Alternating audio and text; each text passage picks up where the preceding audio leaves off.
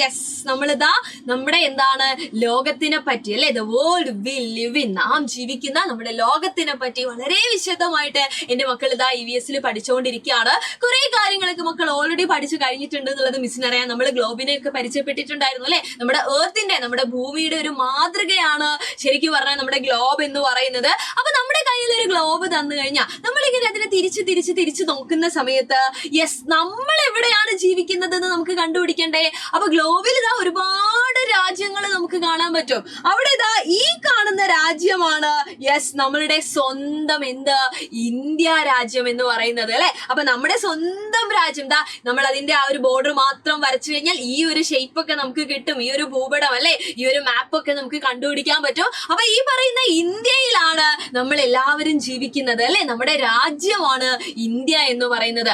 ആ ഇന്ത്യയുടെ മാപ്പ് അല്ലെങ്കിൽ ഭൂപടം നമ്മൾ ഒന്നുകൂടെ യെസ് നമ്മൾ പറയില്ലേ സൂം ചെയ്ത് നോക്കാന്ന് പറയും അല്ലെ നമ്മുടെ ഫോണിലൊക്കെ. അതേപോലെ ആ ഒരു ചിത്രത്തിനെ നമ്മൾ സൂക്ഷ്മമായിട്ടൊന്ന് നിരീക്ഷിച്ചു കഴിഞ്ഞാൽ യെസ് അവിടെ ഇതാ ഇങ്ങേ തലയിലായിട്ട് ഇതാ ഇവിടെ ഈ ഭാഗത്തായിട്ട് നമ്മൾ കാണുന്നതാണ് നമ്മളുടെ കേരളം എന്ന് പറയുന്നത് അല്ലെ. അപ്പൊ ഇന്ത്യയിൽ ഒരുപാട് സംസ്ഥാനങ്ങളുണ്ട്, ഒരുപാട് സ്റ്റേറ്റ്സ് ഉണ്ട്.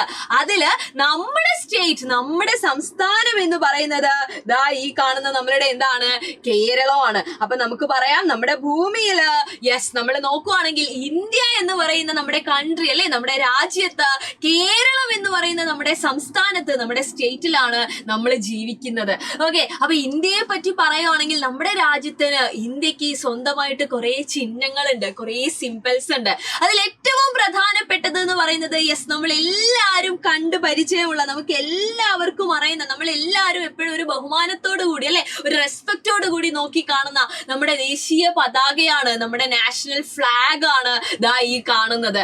അതായത് ആ പതാകയുടെ പ്രത്യേകതകൾ മക്കൾക്ക് എല്ലാവർക്കും അറിയാം. ഓരോ സ്വാതന്ത്ര്യ ദിനത്തിനും മക്കൾ ഇതേപോലെയുള്ള പതാകകളൊക്കെ ചിലപ്പോൾ സ്കൂളുകളിൽ നിർമ്മിച്ചിട്ടൊക്കെ ഉണ്ടാവും അല്ലെ. അപ്പൊ അതിന്റെ പ്രത്യേകതകൾ എന്തൊക്കെയാണ്?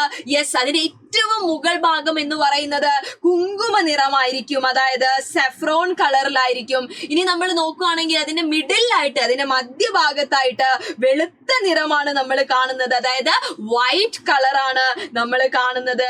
ആൻഡ് ഏറ്റവും താഴെ നമ്മൾ നോക്കുവാണെങ്കിൽ ഗ്രീൻ കളർ അല്ലെ, പച്ച നിറം നമുക്ക് കാണാം. അങ്ങനെ 3 നിറങ്ങളിലായിട്ട് ത്രിവർണ്ണ പതാകയാണ് നമ്മളുടെ നാഷണൽ ഫ്ലാഗ് അല്ലെ, നമ്മുടെ ദേശീയ പതാക എന്ന് പറഞ്ഞത്.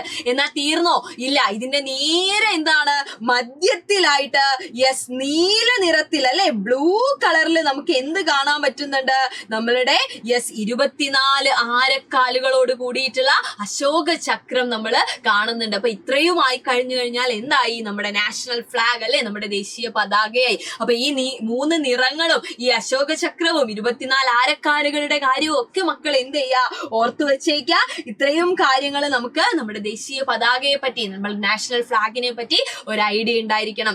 എന്നാൽ ഇത് മാത്രമല്ല അല്ലെ, ഇതിനപ്പുറത്തേക്ക് ഇനിയും ഉണ്ട് നമ്മുടെ രാജ്യത്തിന് സ്വന്തമായിട്ടുള്ള കുറച്ച് ചിഹ്നങ്ങൾ എന്ന് പറയുന്നത്, അല്ലെങ്കിൽ സ്വന്തമായിട്ടുള്ള കുറച്ച് യെസ് സിംബൽസ് എന്ന് പറയുന്നത്. അപ്പൊ ഇതാ നാഷണൽ ഫ്ലവർ, ദേശീയ പുഷ്പം എന്നറിയപ്പെടുന്നത് നമ്മുടെ ലോട്ടസ്, നമ്മുടെ താമരയാണ്. നാഷണൽ ആനിമൽ എന്നറിയപ്പെടുന്നത് നമ്മുടെ ബംഗാൾ ടൈഗറിനെയാണ് അല്ലെ, ബംഗാൾ കടുവേനെയാണ്. ഇനി നാഷണൽ ബേർഡ്, ദേശീയ പക്ഷിയാണ് നമ്മളുടെ പീകോക്ക്, നമ്മുടെ മയിൽ എന്ന് പറയുന്നത്. ഇനി ബനിയൻ ട്രീ ആണ് നമ്മളുടെ നാഷണൽ ട്രീ, ദേശീയ മരം എന്ന് യെസ് നമ്മൾ കണക്കാക്കുന്നത്. ഇനി ഇതാ നമ്മളുടെ സ്വന്തം അല്ലെ, നമ്മളുടെ നാഷണൽ എംബ്ലം എന്നറിയപ്പെടുന്നത് ദാ ഈ മധ്യത്തിൽ കാണുന്ന നമ്മളുടെ അശോക സ്തംഭമാണ്. അപ്പൊ ഈ പറഞ്ഞ കാര്യങ്ങളെല്ലാം എന്റെ മക്കൾ ഓർത്തു വെക്കണം. അപ്പൊ ഇന്നത്തെ വീഡിയോയിൽ നമ്മൾ പഠിച്ചിട്ടുള്ളതെല്ലാം വളരെ പ്രധാനപ്പെട്ട കുറച്ച് കാര്യങ്ങളാണ്. സോ മക്കൾ എന്ത് ചെയ്യുക? നിങ്ങളുടെ ഫ്രണ്ട്സിനൊക്കെ ഇത് ഷെയർ ചെയ്ത് കൊടുക്കുക. ആൻഡ് വീഡിയോ ഇഷ്ടപ്പെട്ടിട്ടുണ്ടെങ്കിൽ ലൈക്ക് ചെയ്യാനും മറക്കണ്ട. ഇനിയും കുറെ കാര്യങ്ങൾ നമ്മുടെ EVS നമുക്ക് പഠിച്ചെടുക്കാനുണ്ട്. അതൊക്കെ ആയിട്ട് മിസ് വീണ്ടും വരാം. അതുവരെ എല്ലാവർക്കും thank you so much and by.